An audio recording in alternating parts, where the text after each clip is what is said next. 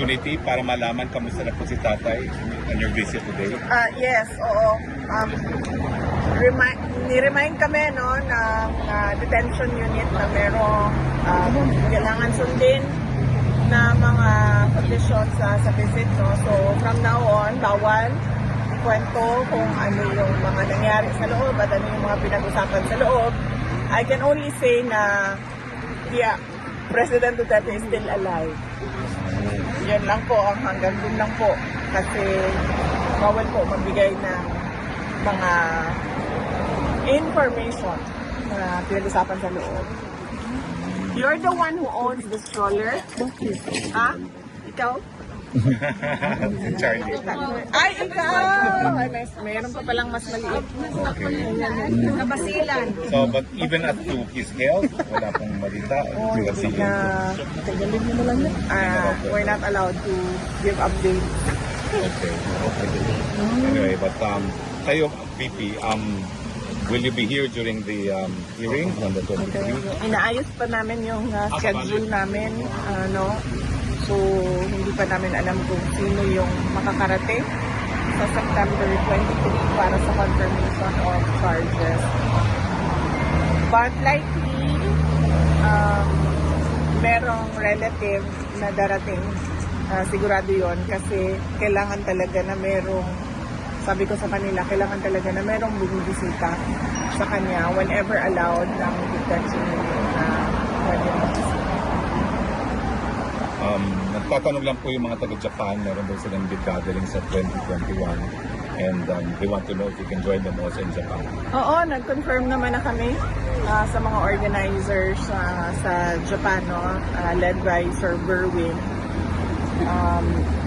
September 20 sila sa Tokyo and then September 21 sila sa Nagoya. So yung buong weekend na yon, Saturday, Sunday, merong Filipino community gathering sa Japan. And I understand, meron din dito sa The Hague, no? And likely, marami din sa loob ng Pilipinas.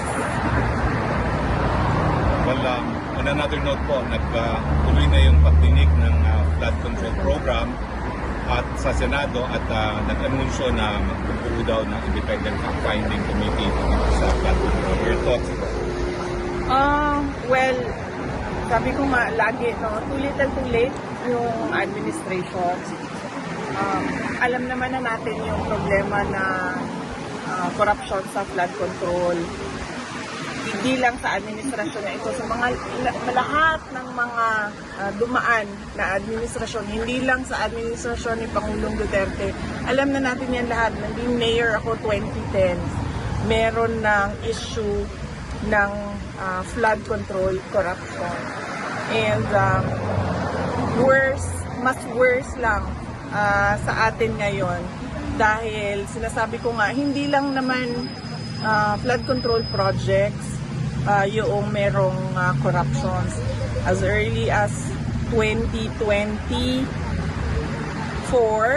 noong nag-resign ako sa Department of Education, matagal ko pinag-isipan yon kung magre-resign ba ako at sasabihin ko ba kung ano yung mga experiences ko as a secretary ng Department of Education. And then, nag-decide ako na magsalita talaga kung bakit.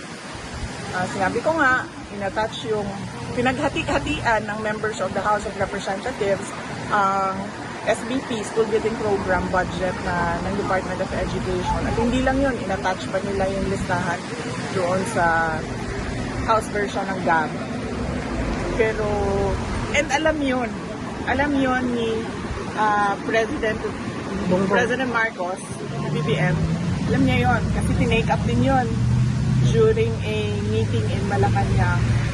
Pero, he looked the other way. So, magdududa ka kung bakit bigla ngayon ay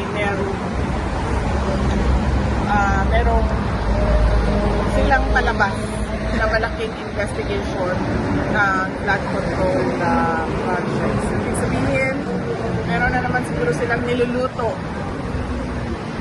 behind the scenes na syempre hindi natin nakikita dahil lahat tayo nakatutok doon sa flood control corruption. Kung seryoso lang talaga ang presidente, tapos na yan, isang araw lang, matuturo niya lahat ng may katagawan ng corruption sa budget. Pero, well, as you can see, parang nanonood tayo ng Venezuela. So, VP, you were once a mayor, and alam namin nandito ka naman sa The Hague, no? But do you plan to meet with Mayor Magalong and the rest of the leadership of the mayors for good governance? Because you had good governance when you were mayor yourself. Wala pa kaming, hindi na pag-usapan at wala pa kaming schedule.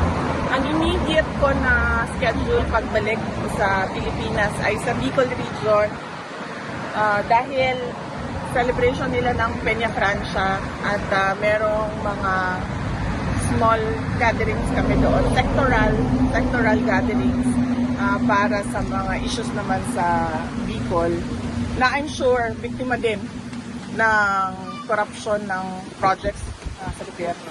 May plans po kayo to meet with Mayor Lenny Robredo while in Francia? Hindi pa namin nagawa yung schedule namin pero yes, gusto sana namin na ma-meet yung mga local government officials ng hindi lang ng Naga, ng entire Bicol region kung kakayanin ng schedule. But mainly, nandun kami to celebrate with the Bicolanos, to pray with the Bicolanos sa pinakamalaking festival nila, ang Peña Francia Festival. Okay. May questions kayo? Wala. Okay. Ma'am, do you have time for Yes, pictures? yes. Please, go ahead. Dito